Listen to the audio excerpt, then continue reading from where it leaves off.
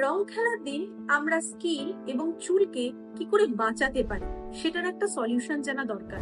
আমরা যে রংগুলো ইউজ করে থাকি রং খেলার দিন, সেগুলোতে মোস্টলি থাকে কেমিক্যাল, এবং এই কেমিক্যাল গুলোর জন্য স্কিন হয়ে যায় আরো ড্রাই, হেয়ার হয়ে যায় আরো রাফ, এবং রং খেলা থাকে একদিন, ড্যামেজ থাকে 10 দিন।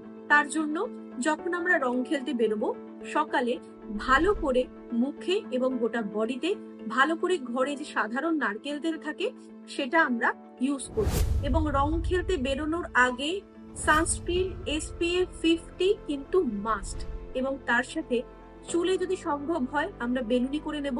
অনেক ধরনের হেয়ার ব্যান্ড পাওয়া যায় যেটাতে পুরো হেডটা কভার করা হয়, সেটা ইউজ করব। এবং তার সাথে সাথে গোটা চুলে এবং চুলের যে লেন্থটাতে সেটাও কিন্তু আমরা নারকেল তেল ইউজ করব।